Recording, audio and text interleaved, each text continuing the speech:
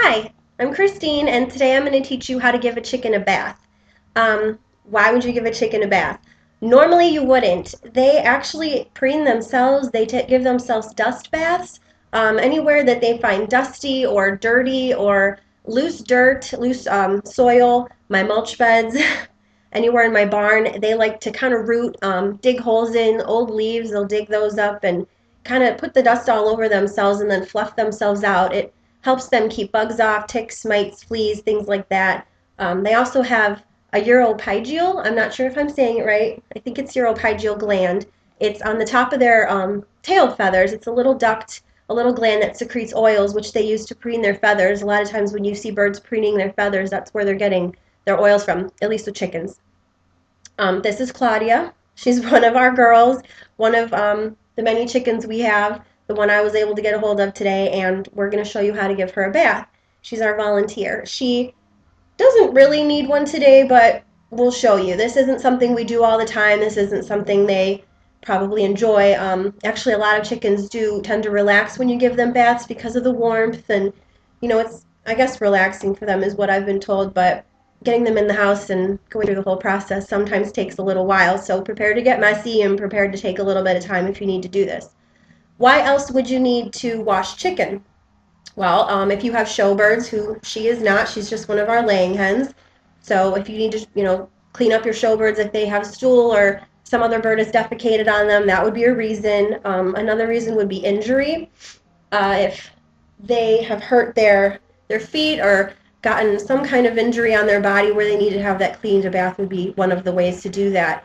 They can also have illness, which is how I learned to give baths to chickens. A couple of my chickens had their vent was clogged, and their vent is essentially their butthole and where they defecate from and where they lay their eggs from. When that gets clogged, they can't lay eggs. They can get extremely sick and pass away from it. They can also have prolapsed vents where they stick out, and that would be another reason for a warm bath, to relax their muscles, ease everything up, get any of the crud that's back there off so that they can stay clean and get that prolapse back in them. Another reason would be heat stroke, which we don't really have to deal with around here. It doesn't get too hot that they can't deal with it, but that would be a reason. Put them in a cool bath, or fly strike, which is where little flies would end up laying in their vent, getting into their vent and essentially like eating their skin and laying all their eggs there, which is gross. So keep the area clean. It's best for the chicken. They're usually pretty good at it, but sometimes they need some help. So today that's what we're going to do. We're going to clean her up. I'm not going to give her a full bath because she doesn't need it, and I don't want to stress her out more than I have to. So quicker the better. The supplies you're going to need are preferably rubber gloves, which I am without, but I've done this enough times to feel comfortable with my own birds. A bunch of towels, which I have over here. A hair dryer. In colder weather, if you should need to do this, you're going to need to blow them off with the hair dryer because they can't go right outside in the cold when they're wet. However, since today's almost 70, we'll just dry her off real quick and then let her out. Baby shampoo, a tub, basin, or I use my sink of warm soapy water. You can also have another one to rinse off. I don't, just because I don't have that much soap in here for today's purpose. And then bleach or cleaning solution for everything done, because birds can carry salmonella and other things you don't want in your kitchen sink or your bathtub. I don't use the bathtub just because it's a bigger space for her to get away. My dog likes to jump in the bathtub, so we don't go there. We stay here. So, first thing you're going to do, fill your sink with warm soapy water. I've already done that, just so I had it done before I, had to hold her. You're just going to gently place her in. You don't want to freak her out. She's not going to like it at first. She's probably going to flap. She's done this before, so hopefully she'll behave for you. And normally they're not going to want to sit, so you kind of got to push their butt down a little bit if that's what you're going for, the vent, if that's what you're trying to clean, or anywhere on top of them. If another bird has defecated on them and you need to get that junk off, that's what you're going to want to do. She's not too dirty. It's okay. You just want to talk calmly to them. Make sure it's okay. If you're calm, they're calm. They're not going to freak out. Okay. Good job. Next thing you're going to want to do, get that soapy water. If you have an old sponge, if you have an old soft rag, you can use that. You don't want to pull at their feathers. You don't want to pick the gunk out if there's gunk on there, because you're going to pull their feathers out and you're going to hurt them. just make sure you loosen it up. I know. The warm water will help loosen it up. Good girl. No. It's okay. Like I said, the feathers will flap, it will get messy. But as long as you hold their feathers down on the sides, you should be okay. And you can see her vent is actually a little bit muddy, so we're just going to let her soak. And I'm already getting wet. Should have bought some gloves.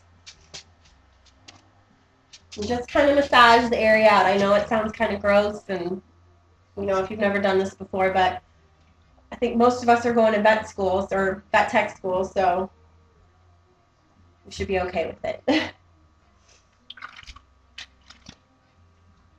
You can feel the gunk starting to get loose up. That's what you want.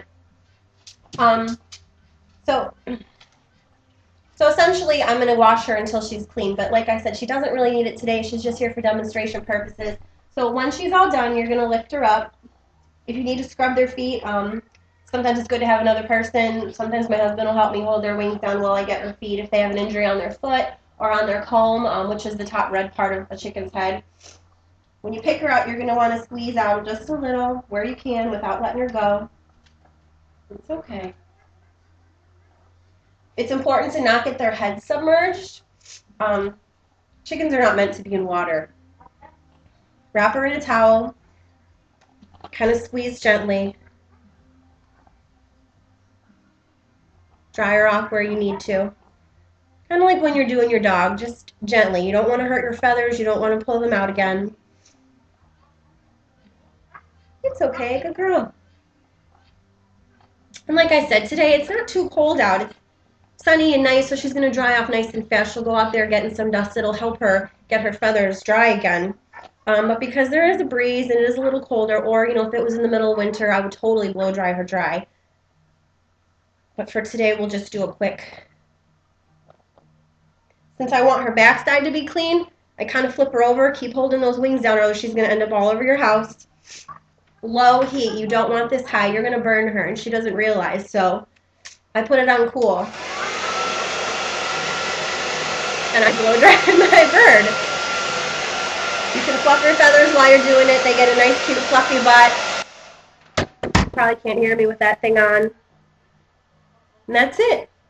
You can put her back outside, and she'll be the envy of all the other girls because she'll be clean and pretty. Thanks.